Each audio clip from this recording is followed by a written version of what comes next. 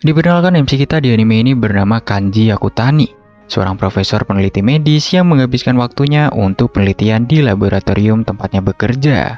Karena terlalu banyak bekerja saat beristirahat tidur, ia tidak bangun lagi, alias meninggoy karena kelelahan. Ketika bangun dan tersadar, dia kaget dirinya sudah berada di dalam tubuh seorang anak laki-laki bernama Falma. Falma de Medicis merupakan keluarga yang dihormati. Melihat tuannya baru sadar dari tersambar petir, pelayannya pun mengira kalau ingatan tuannya ini sedang bermasalah. Jadi dia pun mengenalkan dirinya lagi. Ternyata dia bernama Charlotte. Lalu ketika melepas perbannya, Charlotte ini nampak salfok melihat tanda di lengan Falma. Melihat tanda itu, Charlotte mengatakan kalau tanda itu mirip dari tanda Dewa Yakusin, yaitu dewa penguasa obat-obatan. Tapi Falma hanya menganggap kalau itu hanyalah luka bakar biasa akibat sambaran petir. Selanjutnya, Charlotte menjelaskan kalau dirinya melayani keluarga de Medicis, bangsawan ternama di Kekaisaran Saint Flauve. Lanjut, dia menceritakan anggota keluarga Falma dari ayah, ibu, kakak, dan adik beserta gelar jabatan dan status sosialnya. Sampai di saat Charlotte menjelaskan soal teknik suci. Melihat Falma lupa soal teknik suci yang dikuasai para bangsawan sebagai bukti kebangsawanannya, Charlotte pun kaget dan tidak menyangka, karena dulu Falma sangat menguasai teknik tersebut. Lalu Charlotte menjelaskan kembali, sebagai bangsawan, Falma harus menguasai teknik air. Jika dia tidak bisa menggunakannya lagi, maka status bangsawannya pun akan dicopot dan diusir dari rumah. Ketika di kamar, Falma mulai mencobanya apa yang Charlotte jelaskan dan mulai bayangkan bentuk air beserta struktur molekul atomnya. Tiba-tiba tanda di lengan Falma bereaksi dan keluarlah air dari tangannya. Lalu karena gak tahu cara menghentikannya, Falma mengarahkan tangannya keluar jendela sampai air yang keluar itu berhenti. Selanjutnya, Falma mencoba mengeluarkan zat dan senyawa sederhana. Tapi untuk senyawa campuran ia tidak bisa. Ketika Charlotte menemui Falma, dia memberitahu kalau dulu Falma menghafal semua buku di rumahnya. Ayah Falma, Tuan Bruno pun secara khusus menyuruh Falma belajar obat-obatan sejak kecil. Di sini sambil melihat-melihat buku, Shamsi pun dapat membaca dan mengingat anak laki-laki yang bernama Falma ini. Saat di ruang makan, nampak ayah, ibu, dan adiknya telah menunggu. Mereka mengkhawatirkan kondisi Falma sesuai yang diceritakan Charlotte kepadanya. Ketika waktu makan tiba, ayahnya ini suka bertanya cara membuat obat. Jadi langsung aja lah dia bertanya cara membuat salep untuk mengobati tangannya. Karena Falma sudah belajar dengan baca buku saat bersama Charlotte tadi, alhasil dia bisa menjawabnya. Dan ayahnya nampak tenang karena kemampuan kognisi putranya masih aman. Kemudian Falma diberitahu kalau bisa lanjut belajar bersama Eleanor pada keesokan harinya. Di sini, Eleanor menyadari ada yang berbeda dengan muridnya, karena sebelumnya dia selalu memanggilnya Ellen, bukan Bu Eleanor. Ellen adalah murid terbaik Tuan Bruno dan merupakan guru pribadinya Falma. Setelah Falma beritahu kalau ingatannya terganggu habis tersambar petir kemarin, Ellen pun mulai memakluminya. Berikutnya, mereka belajar dasar teknik suci dan menjelaskan kalau para bangsawan memiliki bakat teknik serta memiliki dewa penjaga sihir. Falma, kakak, dan ayahnya adalah dewa obat Yakusin. Kalau Eleanor sendiri adalah Suichin yang merupakan dewa air. Kemudian Ellen menjelaskan 5 elemen teknik suci beserta detailnya. Dilanjutkan dengan praktek teknik suci. Di sini Ellen baru menyadari kalau Falma ini gak bawa tongkat suci untuk memperkuat kekuatannya. Jadinya Ellen pun meminjamkan tongkatnya dan latihan pun dimulai. Ellen bilang agar Falma ini membayangkan bentuk teknik sucinya, lalu merapalkan mantra tombak air. Gak disangka-sangka coy, kekuatan Falma ini jauh lebih besar dari gurunya. Sampai-sampai Ellen ini pun terlempar. Ellen di sini kaget dan gak nyangka karena Falma tidak merapalkan mantranya.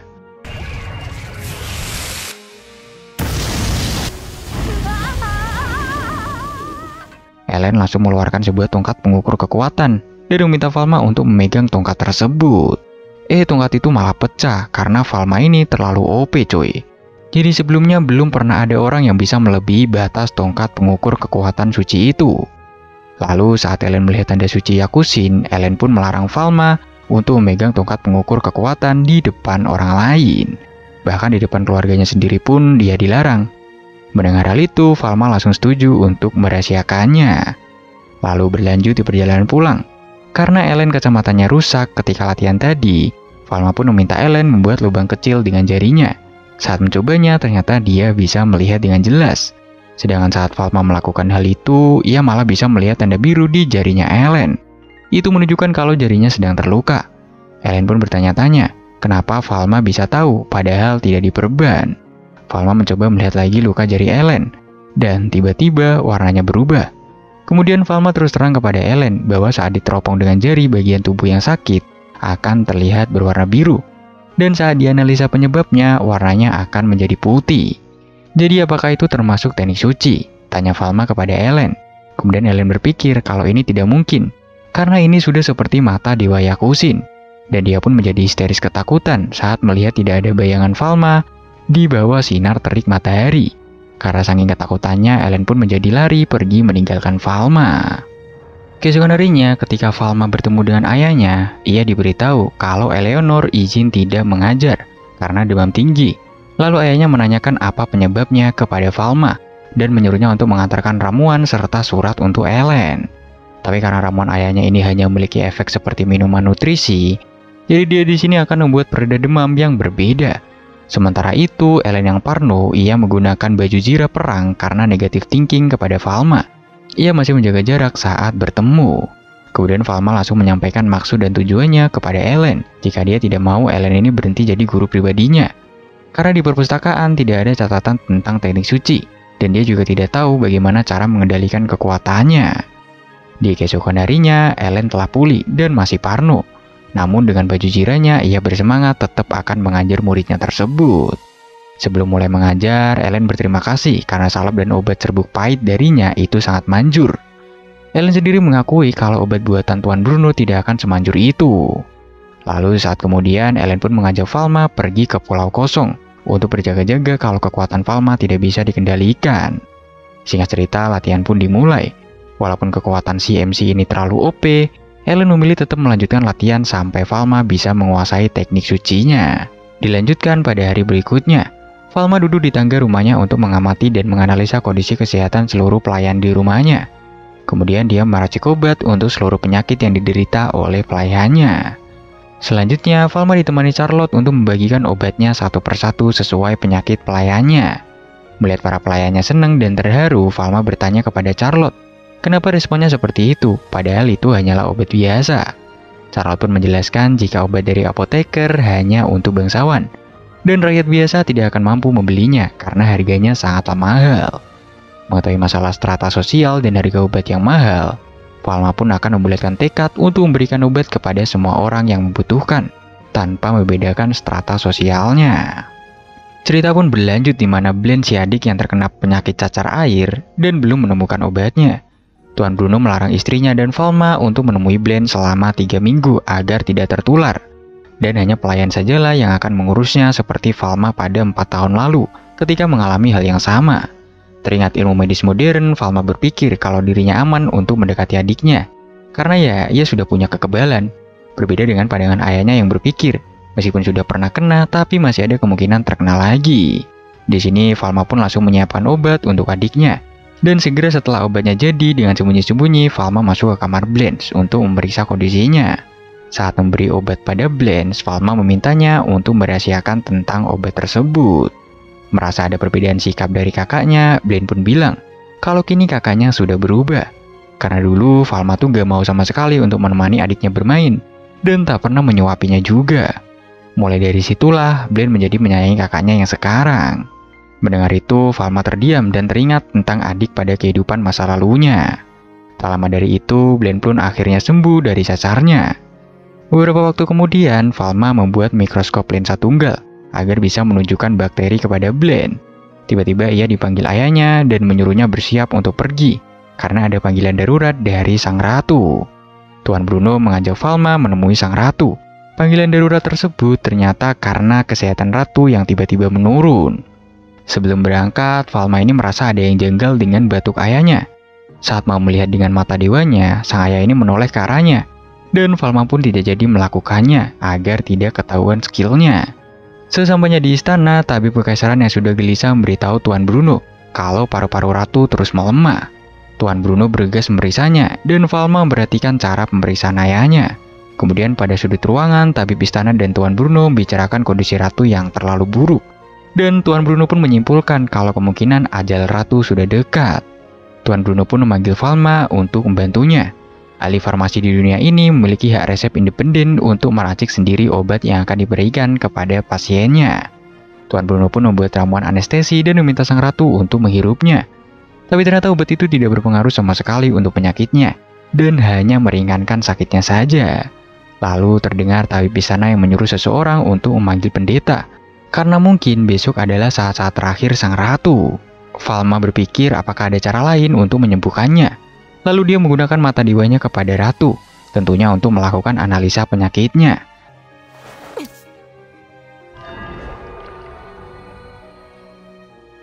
Karena belum ditemukan alat suntik, pilihannya hanya ada obat yang diminum lewat mulut.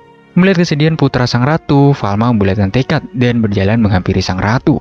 Dengan hormat, ia minta izin untuk menyembuhkan ratu dengan obat barunya. "Hei, jangan sembarangan," kata Bruno dengan tegas. Tapi sang ratu mengizinkan Falma untuk menolongnya. Tabib istana terlihat tidak setuju. Ratu pun kemudian mengulangi permohonannya kepada Falma untuk membantunya, karena hanya Falma lah yang masih belum menyerah untuk mengobatinya. Kemudian di ruang racik obat istana, Falma mulai bersiap meracik obatnya. Sementara ayahnya terus menggedor pintu dengan penuh emosi, agar putranya tersebut menghentikan tindakan itu. Akhirnya Tuan Bruno pun mendobrak pintu dengan sihirnya. Karena menurut pengetahuannya, belum ada obat untuk penyakit sang ratu tersebut. Di sini, Falma menyampaikan bahwa obatnya itu ada. Singkat cerita, di situ terjadilah konflik antara ayah dan anak. Tapi karena si MC ini terlalu OP, jadi ya dia pun bisa meyakinkan sang ayah soal obat yang diracik untuk sang ratu itu. Sampai di sini, sang ayah menyadari kalau di bau Falma ada simbol suci. Dia pun sulit percayai kalau putranya menerima wahyu dari dewa langsung. Setelah percaya dan yakin dengan Falma, ayahnya pun menyampaikan bahwa harga diri seseorang ahli farmasi harus bisa bertanggung jawab atas obat yang dia racik. Dan atas kepercayaan ratu, dia rela mempertaruhkan nyawanya kepada obat itu. Beberapa waktu kemudian, Falma masuk ke kamar ratu dengan obat racikan yang telah selesai. Ratu pun memanggilnya karena sudah tidak ada waktu lagi. Dan sebelum Falma menjelaskan efek obat barunya itu, ada yang ingin ia tunjukkan pada sampel dahak dari batuk sang ratu. Dengan mikroskop yang kemarin dia buat, dia minta sang ratu untuk melihat lubang lensanya dari jarak dekat dan dihadapkan pada cahaya. Ratu pun kaget melihatnya, lalu menanyakan apa itu sebenarnya, kayak ada semacam makhluk gitu. Dan sang ratu langsung minta sang tabib untuk melihatnya juga. Sang tabib pun bilang, apa ini serangga? Hal itu seketika membuat yang lain ikut penasaran. Kemudian Falma menjelaskan kalau itu adalah organisme kecil penyebab white death, dan tubuh sang ratu pun terjangkit oleh bakteri tersebut. Falma lanjut menjelaskan ke semua yang ada di ruangan itu, bahwa di dunia ini terdapat penyakit yang diakibatkan oleh infeksi mikroorganisme. Obat yang akan diberikan adalah obat untuk melumpuhkan bakteri-bakteri penyebab penyakit tersebut. Cerita pun berlanjut ketika Falma dan ayahnya sudah sampai di depan rumah. Tuan Bruno menerima ramuan dari Falma dan memuji anaknya. Falma pun mengatakan kepada ayahnya, meskipun wawasannya luas, tapi dia tidak tahu cara menghadapi pasien. Meskipun dirinya diberkati kekuatan seperti itu, tapi dia masih pemula dan belumlah matang. Karena itulah sebagai orang yang menekuni bidang obat-obatan, Falma minta sang ayah untuk terus membimbingnya. Singkat cerita, 3 bulan sejak panggilan ke istana, Falma dan ayahnya saling bertukar wawasan dan informasi. Ayahnya di sini memberitahu kalau ada Universitas Navalo datang meminta untuk mempublikasikan resep obat untuk penyakit white death yang Falma temukan. Karena Tuan Falma yang bisa membuatnya. Tapi tadi Tuan Bruno sudah membuat alasan untuk meminta mereka pulang. Dia yakin kalau obat itu adalah hasil keajaiban dari dewa farmasi dan tidak perlu diajarkan kepada orang lain. Mendengar itu, Falma menyangkal karena sebenarnya obat itu bisa dibuat tanpa memakai teknik suci. Suatu saat nanti, Falma akan mempublikasikan cara membuatnya. Falma pun mengatakan pengetahuan yang bermanfaat harus dibagi kepada semua orang. Dengan begitulah akan muncul penemuan-penemuan baru. Kemudian Falma pamit untuk menemui sang ratu. Ketika sampai di istana dengan ceria, Pangeran Noah menyambut dengan mengajak Falma mengikutinya sebentar, sambil berbisik-bisik. Ia memberitahu kalau ratu telah menyiapkan hadiah untuknya dalam waktu dekat. Setelah didesak, Falma akhirnya menyampaikan kalau ingin membuka apotek, dan menjelaskan kalau apotek yang dia inginkan adalah apotek yang menyediakan obat aman dan murah untuk semua orang tanpa melihat status. Lalu di sini sang ratu memuji obat baru Falma yang sangat manjur. Karena dari hari ke hari kondisinya semakin membaik. Walaupun begitu, Falma menyampaikan dengan jujur bahwa obat dan manusia sama-sama gak bisa menjamin apa yang akan terjadi pada esok hari. Setelah itu, Falma pamit pulang. Singkat cerita, beberapa bulan kemudian Tuan Bruno memberi selamat kepada Ratu karena telah sembuh total. Ratu pun memanggil Tuan Bruno ke istana karena ada yang ingin ia bicarakan mengenai Falma. Keesokan harinya, Tuan Bruno pun mengajak Falma menghadiri upacara besar kerajaan untuk diberi penghargaan atas jasanya. Di sini, Falma pun diangkat oleh Ratu sebagai ahli farmasi pemula di kerajaan. Falma pun mendapatkan lencana ahli farmasi istana, dan ternyata bukan hanya itu saja. Secara khusus, sang ratu mengizinkan Falma untuk membuka apotek di ibu kota kekaisaran. Beberapa hari kemudian, Falma dikagetkan dengan datangnya para spesialis utusan ratu yang akan membantunya membangun apotek. Meskipun Falma belum siap, tapi sang ratu memerintahkan untuk membangunnya mulai hari itu juga. Dari tukang kayu, tukang batu, dan spesialis lainnya mereka sudah berkumpul. Helen pun datang karena Tuan Bruno mengundangnya untuk membantu Falma membangun apotek. Falma pun menggambarkan rancangannya. Singkat cerita, hari pun terus berganti dan bangunan apotek hampir selesai. Mandor bangunan berterima kasih karena rancangan detail dari Falma membuat pekerjaan mereka berjalan dengan cepat. Tidak lama kemudian datanglah seorang kepala serikat ahli farmasi, yaitu adalah Veron. Dia datang ingin melihat apoteknya Falma. Kira-kira obat apa yang dijual dan berapa harganya sebagai saingan serikat farmasi usahanya. Kemudian Falma menjelaskan nantinya dia akan menjual obat dengan harga yang cukup murah. Helen yang melihat Veron mulai panas, ia langsung menyela dan menyuruhnya berterus terang. Jika tujuannya ingin menghancurkan apotek Falma, Helen pun siap untuk meladeninya. Di sini si Veron pun auto beralasan kalau dia datang hanya untuk menyapa. Setelah itu dia pun langsung cabut karena takut kepada si Helen. Di sisi lain, Falma masih memikirkan orang yang bisa dipercaya untuk mengurus bagian keuangan apoteknya. Di sore harinya ketika pulang, Falma melihat Blaine dan pelayan lainnya sedang bersedih. Karena Cedric yang bertanggung jawab mengurus keuangan di rumahnya mengajukan pensiun dini untuk menyembuhkan lututnya yang sakit di kampung halamannya. Mengetahui hal itu, Falma pun memintanya untuk datang ke apoteknya agar bisa diobati. Dan kebetulan banget dia membutuhkan orang untuk urusan akuntansi dan administrasi di apoteknya. Falma pun langsung menemui ayahnya meminta izin untuk merekrut Cedric yang sudah berpengalaman. Tuan Bruno pun mengizinkannya dan memberikan modal untuk apotek anaknya tersebut. Pada hari berikutnya, apotek Falma diresmikan. Sebulan sudah sejak pembukaan apotek, tapi tidak sesuai dengan ekspektasi. Helen beritahu kalau sebagian besar rakyat biasanya pergi ke apotek kaum rakyat jelata. Sedangkan bangsawan memanggil tabib atau ahli obat ke rumah jika sakit. Di sini, Falma, Helen, dan Cedric sedang memikirkan bagaimana caranya untuk menambah pengunjung. Tiba-tiba Charlotte datang dan membawa angket yang dikumpulkan dari para penduduk. Dia membacakan hasil survei dari 100 penduduk ibu kota kekaisaran tentang pendapat mereka mengenai apotek Falma. Dari hasil survei tadi, Cedric pun menyarankan untuk memajang biaya obat dan pemeriksaannya secara spesifik di depan toko. Tapi karena masih ada yang belum bisa membaca dari rakyat biasa, mereka akhirnya memutuskan untuk memikirkan sekali lagi cara untuk meningkatkan pelanggannya. Tidak lama kemudian, kedua orang tua Falma datang dengan nyamar sebagai pelanggan baru. Tetapi Falma di sini menyadarinya, sehingga ia langsung persilahkan masuk untuk mengobrol di ruangan tunggu apoteknya. Tuan Bruno pun meminta izin kepada Falma untuk melihat isi apoteknya. Falma pun mengantarkan dari lantai 1 ke lantai 4 sambil menjelaskan fasilitas apa saja yang ada di sana. Setelah itu ayahnya bertanya, bagaimana dengan pelanggan yang datang? Falma mengatakan bahwa mereka sedang memikirkan cara agar para pelanggannya merasa nyaman untuk datang ke sana. Lalu di sini ibunya menyarankan untuk menjual kosmetik kepada bangsawan. Jika kosmetiknya terkenal di kalangan bangsawan dan murah, maka rakyat biasa juga pasti akan tertarik untuk memakainya. Teringat di kehidupan sebelumnya, dia pernah ikut penelitian dan pengembangan bersama perusahaan kosmetik untuk menguji dan mengevaluasi keamanannya. Falma pun menanyakan, kosmetik seperti apa yang akan dijual? Saran ibunya, kosmetik untuk mempercantik kulit yang aromanya harum dan tahan lama. Ayahnya menambahkan agar tidak menggunakan bedak pemutih, karena itu mengandung zat yang beracun jika sering digunakan. Ada juga yang rela berulang kali membuang darah demi mendapatkan kulit putih di salon-salon kecantikan.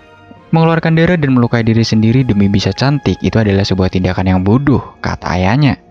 Di tengah perbincangan tadi, tiba-tiba ada seseorang pria yang masuk dan diminta tolong kepada apoteker untuk memeriksa seorang wanita yang pucat dan lemas di dalam kereta kuda. Falma kemudian bergegas melihat wanita itu yang bernama Chloe. Kondisinya masih sadar, namun wajahnya sangatlah pucat. Lalu dilanjutkan melihat dengan mata dewanya. Ternyata penyebab lemas dan demamnya itu karena baru saja membuang darah dengan jumlah sayatan yang banyak, sehingga itu menyebabkan infeksi. Setelah dirujuk ke apoteknya, Chloe pun curhat kalau dia ditolak oleh orang yang disukainya. karena si doi bilang kalau dia suka sama cewek yang berkulit putih. Di sisi lain, Charlotte menanyakan kepada Cedric siapa si pasien itu. Cedric memberitahunya kalau Chloe adalah putri dari Marquis de Caliton, seorang pengusaha yang terkenal. Lalu terlihat di sini Falma memberikan sirup untuk anemia dan obat infeksinya. Kemudian Falma menyarankan untuk berhenti memakai bedak pemutih karena itu sangatlah berbahaya. Tapi sambil menangis, Chloe menjawab kalau dia nggak bisa untuk menghentikan hal tersebut dan dia tetap ingin tampil seperti selera orang yang disukainya. Falma di sini langsung jadi teringat tentang bedak foundation untuk memutihkan dan yang aman digunakan. Jadi selanjutnya dia meminta Chloe untuk datang lagi ke sini di minggu depan. Seminggu telah berlalu, akhirnya kosmetik khusus untuk Chloe pun sudah siap. Ketika Chloe datang, Falma langsung minta Chloe untuk cuci muka dulu sebelum mencoba paket kosmetik yang dibuatnya. Setelah dijelaskan manfaat dan cara penggunaannya, Chloe sangat berterima kasih karena produknya Falma lebih baik daripada harus buang darah serta memakai bedak pemutih. Beberapa hari kemudian, kosmetiknya pun mulai dipasarkan. Karena sangat populer di kalangan bangsawan dan harganya juga sangat murah, produk kosmetiknya sangat laris diminati pasar. Ketika datang ke apotek lagi, Chloe kaget karena gak bisa stok terus saat mengajak teman-temannya. Lalu Falma minta maaf dan menyampaikan kalau sebenarnya produksi mereka belum bisa mengimbangi jumlah permintaan pelanggannya yang tiba-tiba sangat ramai. Para karyawan pun sampai kewalahan saat melayani pelanggannya.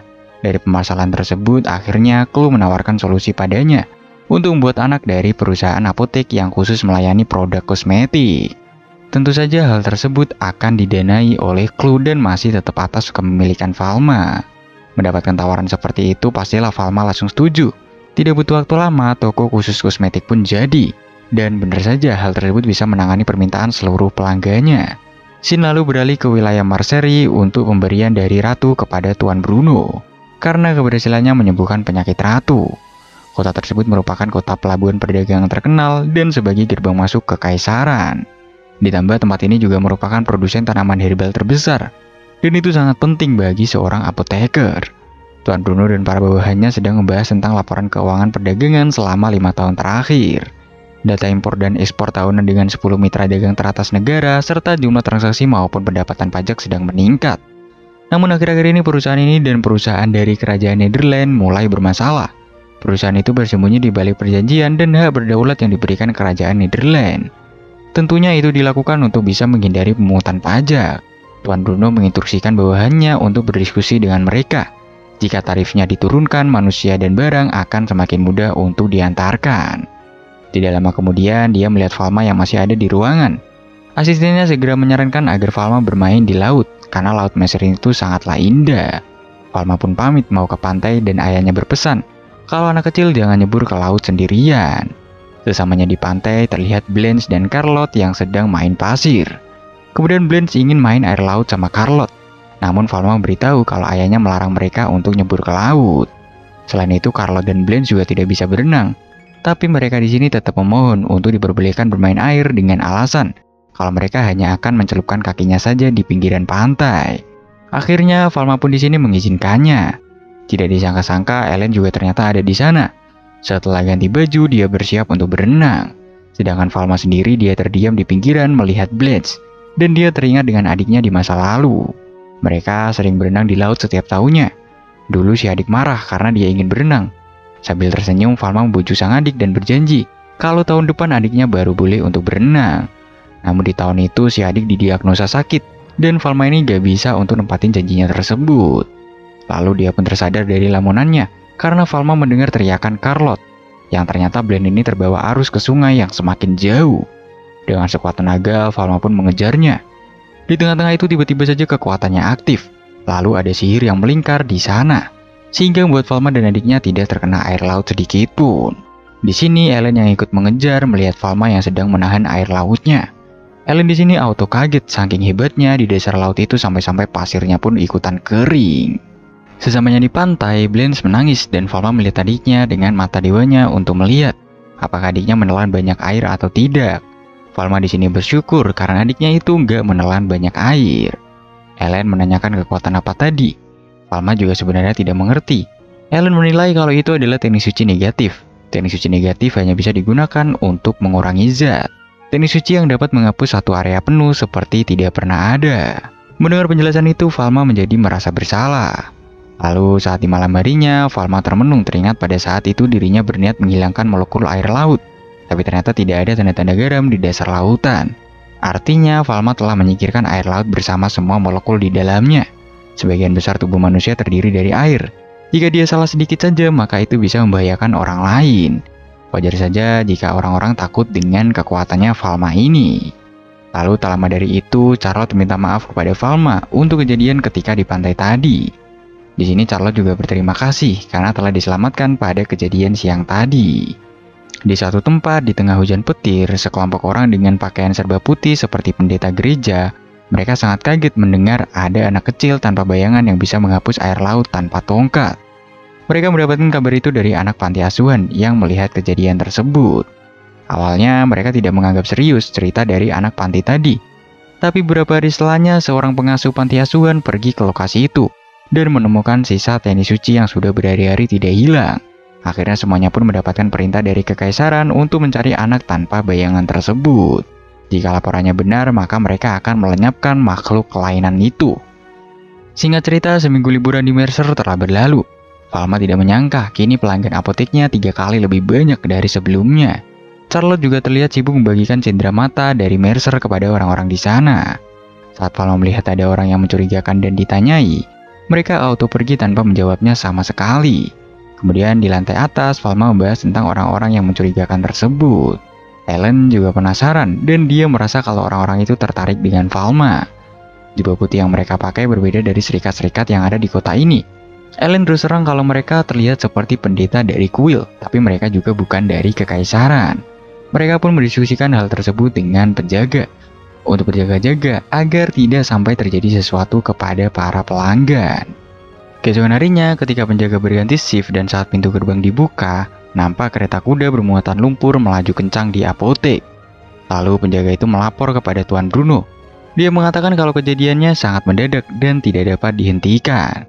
Tuan Bruno pun menginstruksikan untuk segera melaporkan kejadian tersebut kepada istana. Dan dia sendiri pun juga akan melaporkannya pada sang ratu. Musuh mereka akan menghalalkan segala cara, dan si ayah menyuruh Falma untuk tetap waspada. Lalu terlihat di sini apotek masih berantakan karena kereta kuda pengangkut lumpur tadi menerobos masuk. Dengan sihir pemurnian Cedric, bau lumpur yang sangat menyengat tadi pun hilang. Cedric juga lapor kalau dia meminta Ellen dan Charlotte pergi ke Medicure untuk membawa sebagian obat-obatan. Jika hari ini tetap ada pelanggan yang datang, mereka masih bisa kirimkan resepnya ke konsumen. Lalu tak lama dari itu kakek langganan datang dengan membawa pemuda untuk membantu Falma berberes-beres. Kemudian mereka memberitahu kalau pemuda-pemudanya itu sangat suka dengan permen laut dari apoteknya Falma. Falma pun sangat berterima kasih. Selain itu beberapa warga terdekat juga datang ikut membantu. Lalu mendadak seorang wanita panik datang menanyakan Falma. Lalu minta tolong untuk memeriksa ayahnya yang pingsan akibat kepanasan. Ayah wanita itu pun sudah pingsan lumayan lama dan belum sadar juga. Warga yang sibuk di sana menyuruh Falma untuk pergi menolongnya. Falma pun bergegas menaiki kuda dengan wanita itu menuju lokasi sang ayah.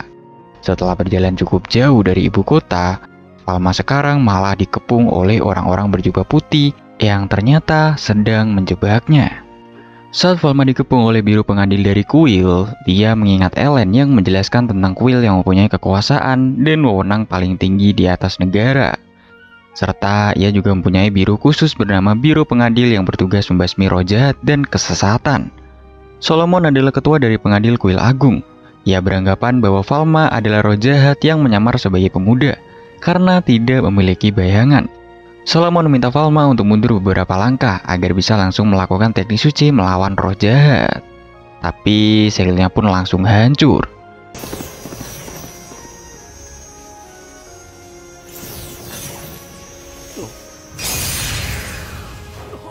Padahal Falma dari awal sudah bilang kalau dia manusia dan bukanlah roh jahat. Karena masih tidak percaya, para pengadil pun langsung menyerang Falma dengan teknik suci mereka.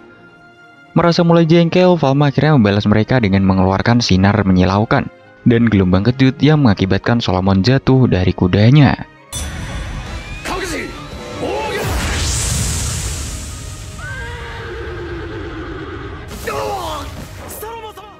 Falma minta agar mereka semua mundur, dan ia juga menjelaskan bahwa dia ingin memakai kekuatannya untuk mengobati orang lain, bukan melukai. Melihat Falma bercahaya dengan kekuatan tanpa batas dan lambang dewanya menyala, Solomon pun akhirnya tersadar bahwa Falma adalah titisan dewa. Selanjutnya, pengadil kuil meminta maaf atas kesalahpahamannya. Di sini luka Solomon yang cukup parah pun akan segera diobati oleh Falma, karena jika tidak segera dilakukan tindakan operasi, akan berakibat kematian. Beberapa bulan kemudian, ketika Solomon sudah sembuh dari sakitnya, dia mampir ke apotek Falma dan membawakan hadiah tongkat dewa Yakusen yang hanya bisa digunakan oleh dewa. Dengan ini masalah dengan kuil pun selesai. Selanjutnya, Falma berfokus ke masalah apoteknya yang sudah terlalu lamai dan ingin menambah karyawannya. Karena mencari apoteker bangsawan sangat sulit dan apoteker biasa yang berpengalaman juga sudah join dengan serikat apoteker, jadi dia pun bingung banget. Ketika Falma jalan-jalan ke kota, dia tidak sengaja melihat apotek biasa yang dikomplain oleh warga karena tidak menjual obat yang sama seperti di apoteknya. Falma pun ikut berpikir itu adalah belenggu serikat apoteker dan ingin membuat serikat baru yang apotekernya bisa meracik obat baru dan menjualnya sendiri tanpa persetujuan serikat apoteker. Dari situlah Falma mendapatkan solusi dari permasalahannya dalam menambah karyawan di apoteknya. Lalu habis itu diketahui ternyata pelaku pengiriman kuda dan lumpur ke apoteker milik Falma adalah si Veron, yang merupakan ketua serikat. Veron menegaskan kalau apoteknya Falma atau apotek dunia lain sebagai musuh. Ia nampak sangat kesal dengan kehadiran Falma di negeri ini. Bagaimana tidak, semua penyakit yang ada sampai saat ini berhasil diobati oleh Falma. Selain itu, biaya pengobatan dari apotek milik Falma sangatlah murah. Maka dari itu, Veron melarang semua anggota serikat untuk mendekati mereka. Ia bahkan memberikan penegasan, jika melanggar akan dikeluarkan dari serikat. Tidak hanya itu saja, bahkan surat izin usahanya pun juga akan dicabut. Sementara itu, sang anggota serikat ternyata ada anaknya yang sakit parah. Ia sudah mencoba untuk mendatangi dokter yang merupakan sensei. Namun ternyata kliniknya tutup sampai minggu depan. Melihat anaknya yang sekarat, Falma kemudian menawarkan untuk mengobatinya. Karena anaknya sedang sakit parah, ia akhirnya dengan berat hati meminta tolong kepada Falma untuk mengobatinya. Mereka pun pergi ke apotek milik Falma. Setibanya di dalam, Falma memberikan masker kepada Pierre yang nampak masih asing dengan benda tersebut. Falma menganalisa semua yang terjadi yang sudah dilakukan oleh anaknya Pierre. Ia bahkan menimbang berat badan anaknya untuk menentukan dosisnya agar tidak salah pas memberikan resep obat. Di sini Pierre hanya bisa memperhatikan metode pengobatan Falma. Melihat wawasan Falma yang sangat luas, Pierre sangat kagum dengan wawasan milik Falma tersebut. Setelah minum obat istirahat dan menunggu beberapa saat, sang anak ternyata sudah membaik dan mulai sembuh. Falma cuma minta bayaran seharga roti saja. Saking murahnya sampai bikin si Pierre kaget. Beberapa hari kemudian, apotek Pierre dihancurkan oleh serikat. Hal ini sampai membuatnya menangis dan frustasi. Falma tidak sengaja lewat dan melihat Pierre yang bersedih karena tokonya telah dihancurkan oleh serikat. Alhasil, Falma mengajak Pierre untuk bekerja sama dengannya. Pierre yang putus asa langsung menerima tawaran dari si Falma. Ia pun dengan semangat ingin bangkit dan menjadi lebih baik.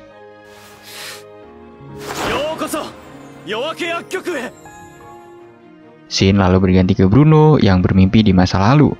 Ia memimpikan rekannya dulu yang merupakan ahli medis. Kamus ataupun sering dikenal The Villain, orang itu adalah orang yang jenius. Namun, ia salah arah dan melakukan penelitian kepada manusia. Yang ngeri banget lah. Akibatnya, ia pun ditangkap dan dihukum dengan hukuman yang sangat berat. Di keesokan harinya, Bruno dapat surat dari Pale, yang merupakan kakaknya Falma. Pale kini sedang menempuh pendidikannya di universitas farmasi terbaik di dunia. Pale menginformasikan kepada ayahnya bahwa pekan raya Senfefu akan diadakan di ibu kota kekaisaran. Sementara itu, saudagar dari seluruh dunia pun akan hadir di sana. Pale juga menyampaikan adanya wabah mematikan yang menular dari Netherlands. Beberapa orang yang terjangkit nampak hendak pergi ke sana.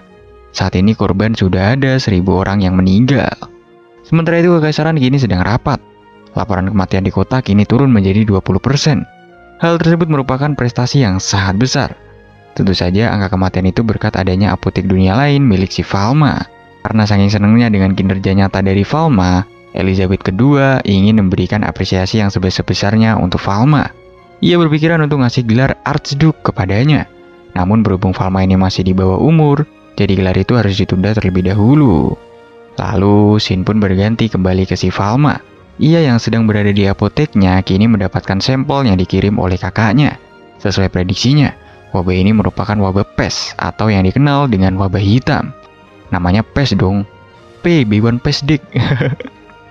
Setelah mendapatkan kepastian wabah yang menyebar, kini Falma menyusun rencana untuk mencegah penyebaran di kota Kekaisaran. Falma dan Eleanor mendatangi Bruno. Mereka berdua melaporkan wabah yang sudah diterimanya. Mereka juga sudah menyusun rencana cepat tanggap untuk mencegah wabah ini. Wabah hitam atau pes ini diketahui menular melalui kutu dan lain-lain. Setelah melaporkan ke ayahnya, mereka bertiga pun kini pergi ke istana.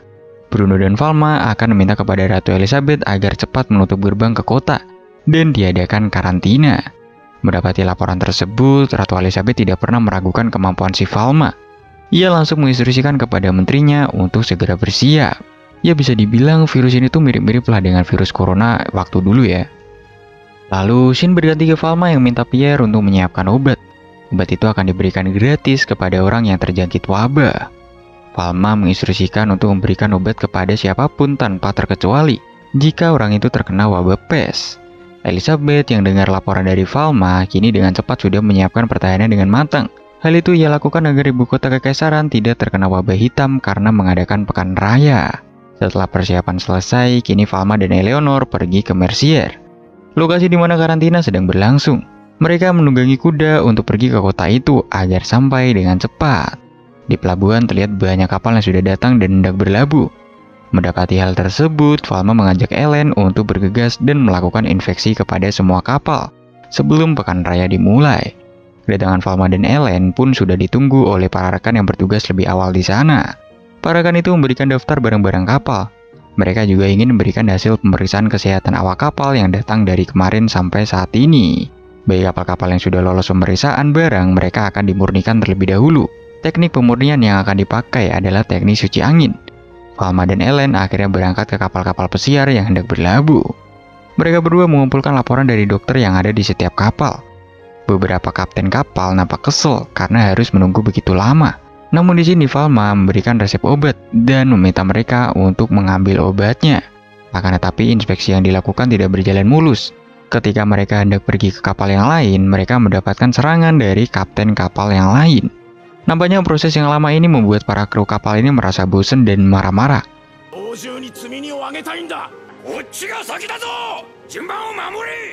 Ketika para kapten kapal sedang bertengkar karena ingin duluan, mereka lalu dikagetkan dengan serangan dari kapal Kekaisaran. Kapten kapal Kekaisaran ini nampak sangat tegas. Tak lain dan tidak bukan, dia adalah kakek Jin Alain Gabin. Si kakek sudah diobati oleh Falma sebelumnya. Nampaknya kakek ini bukan sembarang kakek. Ia adalah seorang laksamana legendaris. Hanya dengan sekali serangan tadi aja, para kapten kapal yang ribut langsung pada diem. Kemudian ketika sedang berkumpul di tenda, Falma dan yang lainnya pun dikagetkan oleh Adam. Ia membawa laporan keadaan darurat. Adam melaporkan banyak warga dari desa Lestekyu yang sekarang setelah mereka mengalami demam yang tinggi. Desa itu adalah desa kecil yang dihuni oleh nelayan di sebelah barat. Hal tersebut diakibatkan pemeriksaan di pelabuhan yang dirasa sangat lambat. Alhasil para pendatang memilih untuk masuk secara ilegal melalui desa tersebut. Namun orang-orang yang menyusup hingga kini tidak diketahui keberadaannya. Mendengar laporan tersebut, Falma akhirnya pergi ke desa itu seorang diri. Hal ini dilakukan karena sudah ada korban jiwa di sana. Falma dengan tongkat diwanya pergi ke desa itu dengan kecepatan kilat. Sedangkan urusan di pelabuhan diberikan kepada Ellen dan yang lainnya. Setibanya di situ, Falma bertemu dengan sekawanan orang yang bergegas untuk meninggalkan desa. Falma sempat mendapatkan perlawanan kuat dari orang-orang itu. Namun, ia menjelaskan bahwa mereka tidak akan selamat jika wabah tersebut tidak dinetralisir terlebih dahulu. Tapi karena mereka ngotot, akhirnya Falma di sini mengeluarkan kekuatannya. Ia menutupi seluruh desa dengan menggunakan kekuatan es. Sontak saja semua orang pun menjadi kaget.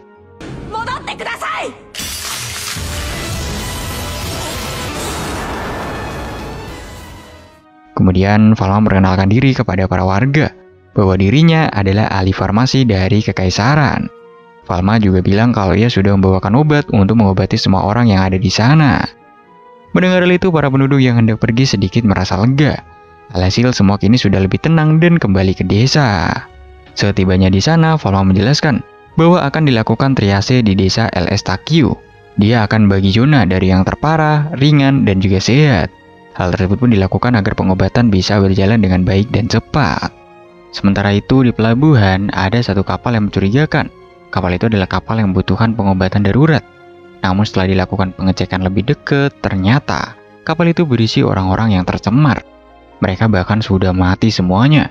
Mengetahui hal tersebut, walaupun berat, Laksamana menginstruksikan untuk menenggelamkan kapal itu. Hal itu dilakukan agar wabah yang ada tidak masuk ke kota kekaisaran. Shin lalu berganti ke Falma yang sedang melakukan pengobatan di desa nelayan. Ia kini sudah melakukan triasel. Ia mulai dengan para pasien yang sudah parah. Falma melakukan pengecekan dengan mata dewanya. Setelah selesai mengobati para pasien di sana, Falma melanjutkan ke gereja yang digunakan untuk karantina pasien juga. Lalu ia nampak sedang memikirkan kondisi di kekaisaran. Jadi Falma sebisa mungkin akan bergegas dan kembali ke pelabuhan. Shin lalu berganti ke Bruno yang memanggil seorang profesor yang sudah berusia 59 tahun. Dan tahun depan ia akan pensiun. Profesor itu bernama Casper. Ia yang tahun depan pensiun mengira akan dipecat atau dicabut dana penelitiannya. Namun tujuan sebenarnya dari Bruno ini adalah memberinya pekerjaan yang penting demi keselamatan banyak orang. Bruno menyadari bahwa Profesor Casper ini adalah ahli di bidang yang kini dibutuhkan. Bruno meminta kepada Casper untuk mencarikan sesuatu mikroorganisme baru dan ekstrak zat yang bisa dijadikan obat. Bruno kemudian meminta kepada Casper untuk mencarikan Actinobacteria. Itu adalah mikroorganisme yang memiliki hida ketika sudah dewasa. Nampaknya Falma meminta kepada ayahnya untuk mencarikan obat efektif untuk wabah hitam dan penyakit menular yang kini sudah melanda kekaisaran. Ternyata si nenek Casper ini sudah mengembangkan Actinobacteria selama bertahun-tahun di laboratoriumnya. Tidak disangka-sangka dirinya selama ini sudah disepelekan banyak orang, kini menjadi penyelamat bagi para pasien yang terjangkit wabah hitam. Sementara itu, Falma dan pendeta baru selesai menangani pasien yang ada di desa El Astaquio. Namun karena keterbatasan tenaga, nampaknya Falma tidak bisa menyelamatkan semua pasien. Hanya sebagian besar saja yang sudah mendapatkan pengobatan dan kondisinya sudah membaik. Sebelum pergi, Falma memberikan sedikit arahan untuk petugas yang berjaga di sana.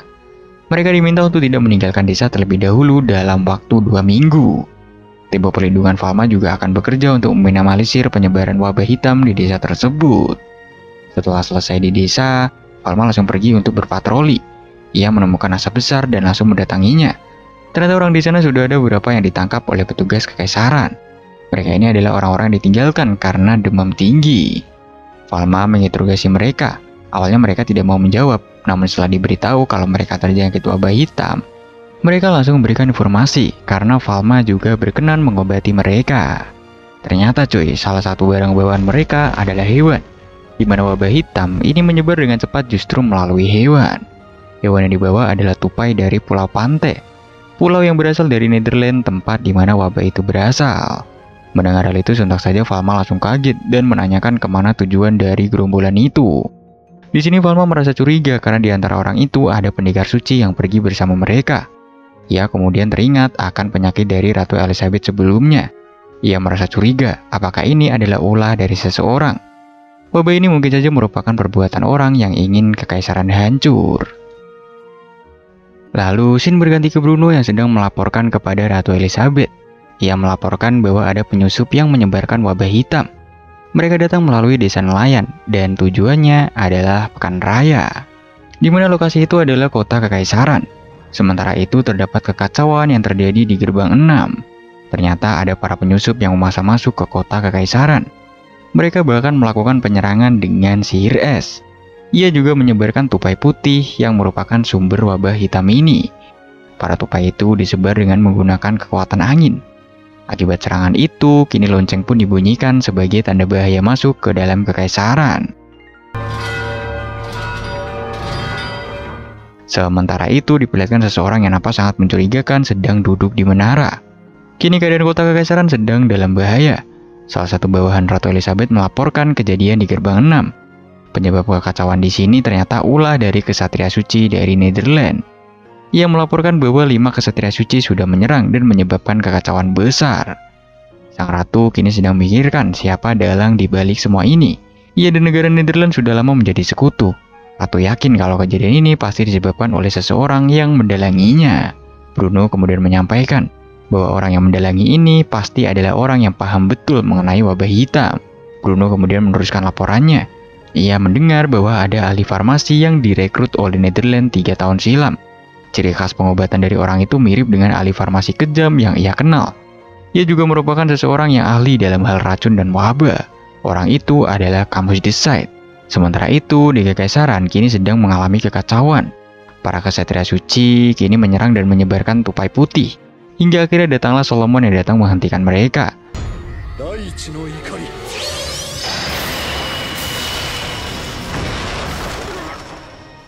Ia juga mencopot kekuatan suci dari para kesatria yang berasal dari Netherlands itu. Kini Falma juga sudah tiba di sana. Ia tidak sengaja bertemu dengan Bruno. Kini mereka berdua mendatangi para kesatria suci yang sudah tertangkap. Ternyata para kesatria suci ini tidak mengetahui apa yang mereka bawa. Mereka hanya diperintahkan oleh seseorang saja. Mendengar hal itu, Bruno kemudian menyebutkan ciri-ciri Camus the Set. Dan benar saja, ternyata orang yang menyuruh mereka berdima ini adalah si Camus. Seorang psikopat yang nampaknya ingin membalaskan dendamnya dan membuat kekacauan di kota kekaisaran. Charlotte yang mendengar lonceng berhenti berbunyi langsung pergi ke apotek dunia lain. Namun ternyata di sana sudah ada si Camus yang nampaknya sangat tertarik dengan laboratorium milik Falma. Ia bersembunyi menusuk penjaga dan Charlotte.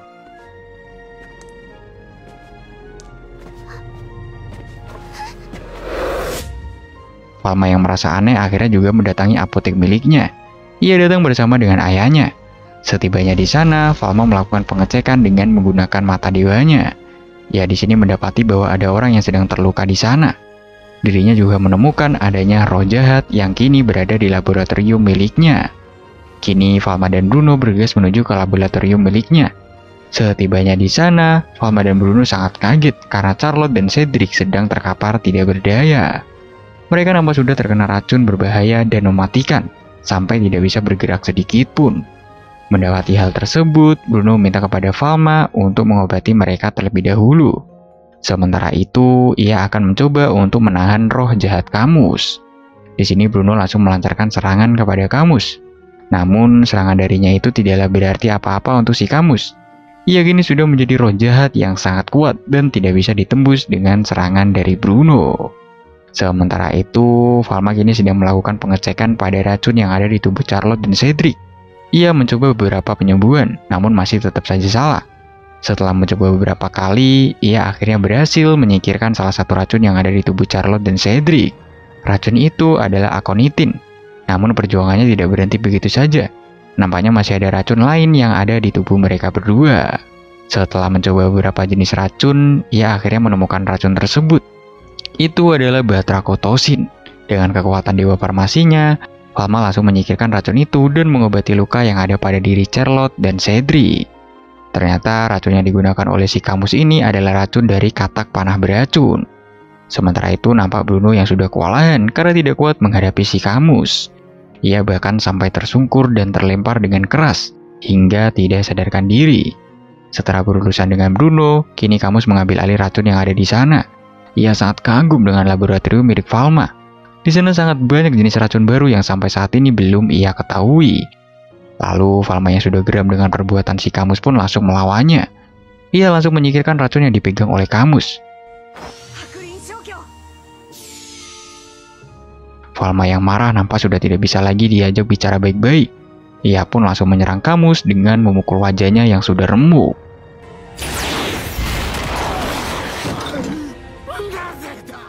Di sini Camus malah mengoceh gak jelas dan bilang kalau nantinya Falma yang memiliki kekuatan akan berakhir sepertinya.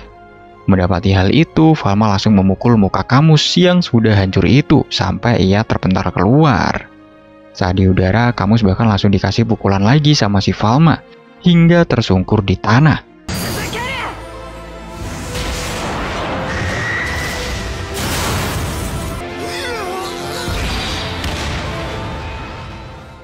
Tanpa basa-basi, Falma langsung menghantam roh jahat yang sudah tidak bisa lagi diobati itu. Ia langsung mengeluarkan kekuatan roh jahat dengan menggunakan kekuatan dewa farmasinya. Setelah mengeluarkan serangan demi serangan yang sangat hebat, Falma juga mengeluarkan kekuatan Swaka Permurnian. Kekuatan terhebat dari dewa farmasi yang bisa memurnikan wilayah yang ada di sekitarnya.